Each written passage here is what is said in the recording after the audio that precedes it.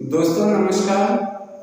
जैसा कि आप जानते हैं हम आपको बॉडी लैंग्वेज के बारे में इसका डीपली वीडियो दे रहे हैं, जिससे कि आपको दूसरे लोगों के विचारों को, उनके मन में चल रही बातों को अनुमान लगाना, पढ़ना आसान होगा।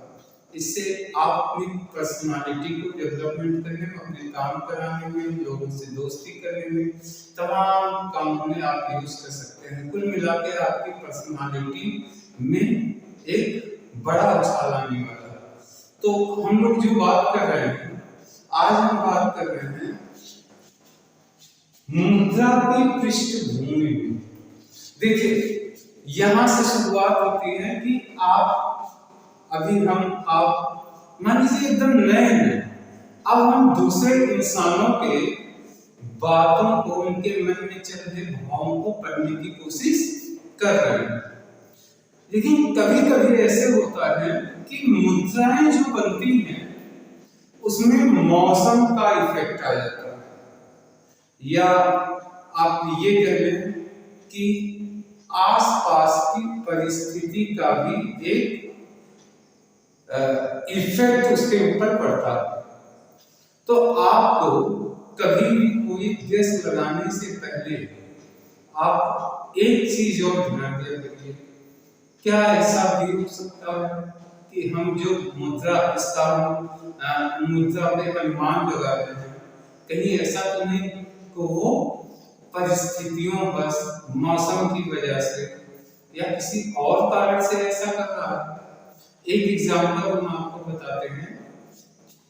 वो एग्जाम्पल है, मान लीजिए कि कोई व्यक्ति बस स्टैंड पे खड़ा है, ठंडक का समय, बस स्टैंड पे खड़ा है, कड़कड़ाती ठंडक पड़ रही है, और ऐसे में वो व्यक्ति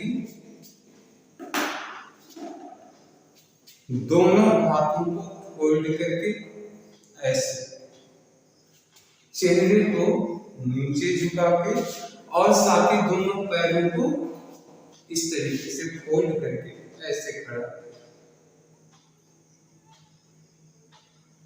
मौसम बहुत ठंडा है। इसका मतलब ये हुआ कि हम ये नहीं कह सकते कि इस व्यक्ति के दिमाग में निगेटिव विचार आ रहा है। इस व्यक्ति के दिमाग में निगेटिव विचार आ रहा है। तो ऐसा भी हो सकता है कि उसको कड़ाके की ठंडक लग रही है, और इस ठंडक से बचने के लिए भी वो व्यक्ति इस तरीके से किया हुआ है। हाथों को फोल्ड किया है और पैरों को भी फोल्ड किया, चेहरा ऐसे ऐसे। अक्सर लोग ऐसे हो जाते हैं, ठंडक के सीजन में ऐसे ही हो जाता है। तो अगर वातावरण की वजह से, ठंडक की वजह से ऐसा हो सकता है, तो ऐसे में इसमें हम ये नहीं कह सकते कि वो व्यक्ति नकारात्मक सोच रहा है, नेगेटिव सोच रहा है। लेकिन अगर यही पोज, यही मुद्रा कोई व्यक्ति टेबल पे या आपसे आमने सामने की बातचीत में कर रहा है, मान लीजिए आप कोई प्रपोजल दे रहे हैं, या किसी को कोई सामान बेचने की कोशिश कर रहे हैं, या किसी प्रस्ताव पे किसी को एग्री करवाना चाहते हैं, सहमति उससे लेना चाह रहे हैं, और वो व्यक्ति मन में आपसे असहमत है, यानी वो व्यक्ति आपके विचारों के प्रति निगेटिव है, नकारात्मक है। ऐसे केसेस में अगर वो अपने हैंड को फोल्ड करके ऐसे कर लिया, पैरों को ऐसे फोल्ड कर दिया, तो आप पक्का जानिए कि ये व्यक्ति हमारे विचारों से असहमत है और हमसे ये बचने की कोशिश कर रहे हैं और पीछा छुड़ाने की कोशिश कर रहे हैं। लेकिन यही चीज अगर ठंडक में कड़कड़ाती ठंडक में कोई कर रहा है, तो हम ये नहीं कह सकते कि सामने वाला एकदम निगेटिव है, क्योंकि ये मौसम से बचने की कोशिश कर रहा है। कभी कभी ऐसा होता है, एक दूसरा एग्जाम्पल हम आपको बता रहे हैं।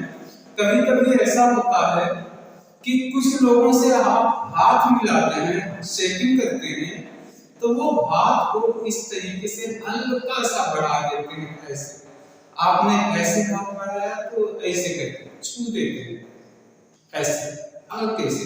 आगे हम शेकिंग वाला टॉपिक पे बात करेंगे, लेकिन अभी हम एक बात कर रहे हैं कि कभी कभी कुछ लोग खुल के हमसे शेकिंग नहीं करना चाहते। ऐसे हैंड को जब कोई हल्के से आपसे हाथ ऐसे छू दे, ऐसे छू दे, आप ऐसे हाथ बढ़ाए और अगला व्यक्ति आपके हाथ को ऐसे छू दे, तो इसको कहते हैं मरी मछली वाला हाथ। मरी मछली वाला हाथ, इसको हम क्या बोलते हैं? मरी मछली वाला शेकिंग।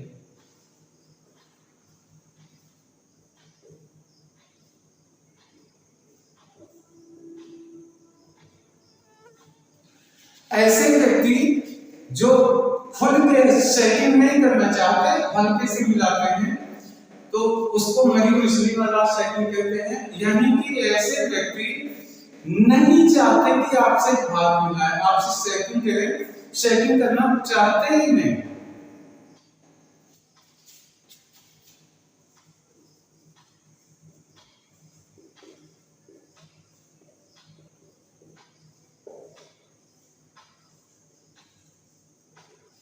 यानी कि ऐसा व्यक्ति हाथ मिलाना ही नहीं चाहता।